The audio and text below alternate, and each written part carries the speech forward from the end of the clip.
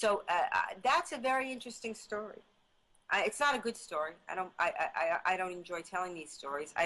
You know, that these terrible ideological wars are, you know, being fought in our nation's classrooms and high schools. It doesn't belong there. And students that don't assimilate don't belong in this country. They should not be brought here. They should absolutely not be brought here. Absolutely not. Again, you can't say stuff like that. You say stuff like that, you know, you're a racist. You know, oh really? Well, in this case, who's the racist? The black students or the Muslim students? It's a good question, and it shows the absurdity of the mainstream narrative. Yes, of course. That's exactly it. There's going to be serious consequences for this unrestricted immigration of people from Muslim countries where jihad is raging hot right now.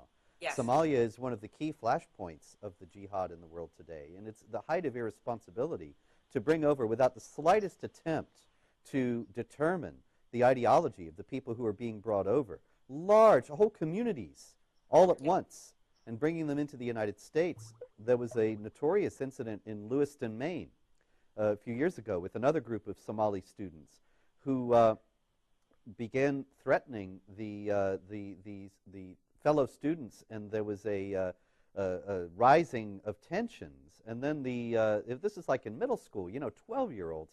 And so the non-Muslim students responded by putting a ham sandwich in a bag on the table where the Somalis ate lunch in the school cafeteria. And, of course, you know what happened next.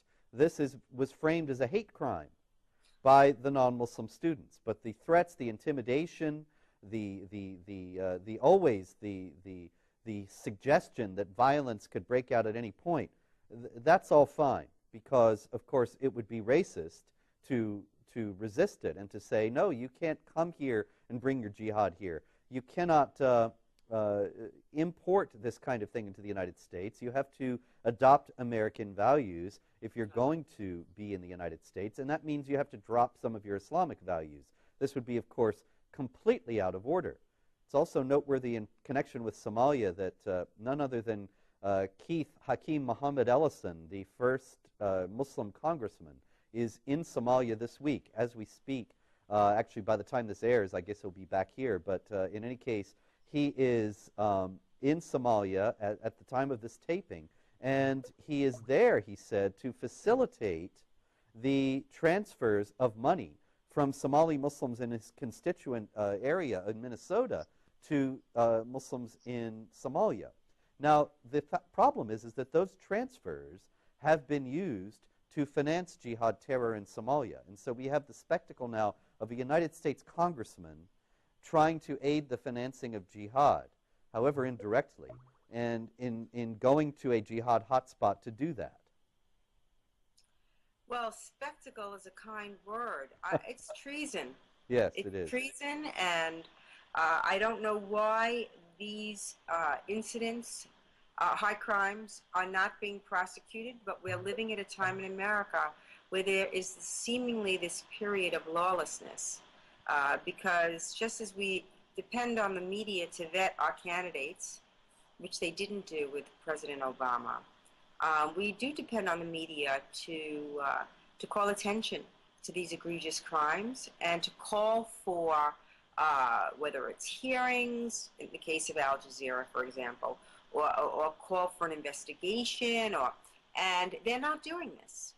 They're not doing this. And if you do, this single maverick who might speak to it will immediately be deemed a racist, Islamophobic, anti-Muslim bigot. This is the problem. This is why it's so essential that we change the culture.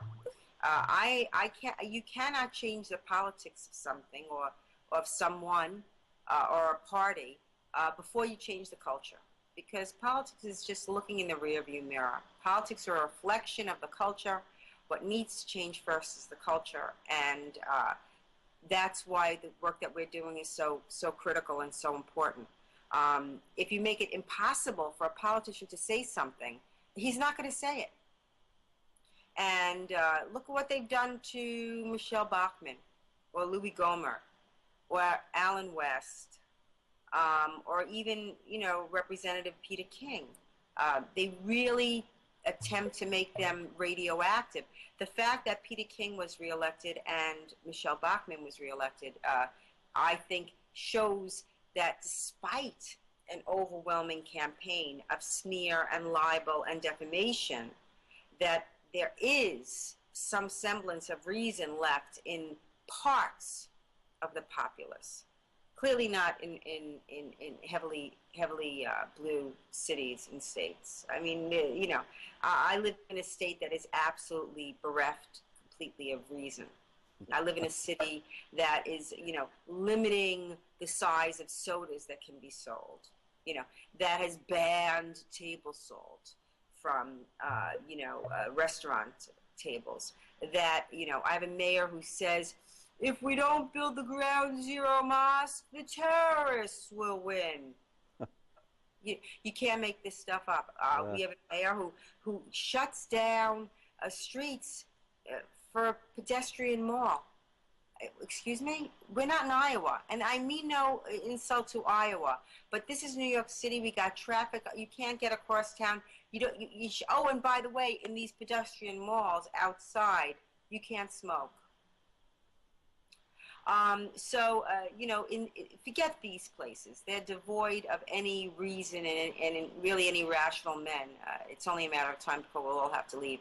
But there are pockets of logical and reasoned people, and this is who we have to appeal to. And these are the states these are the states we're going to have to move to, because there's no country to go to. You won't like what comes after America. There is nowhere else. There is nowhere else to go.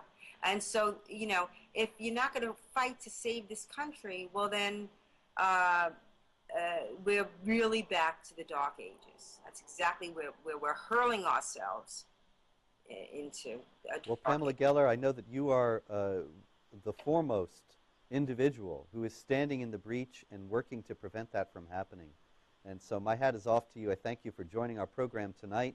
It's been an extraordinary and illuminating discussion, and I hope that everyone will heed your words and join you in the battle for freedom. Thank you very much for being with us. And this has been ABN's Jihawatch program with Pamela Geller discussing the jihad over jihad. And I am Robert Spencer. Good night.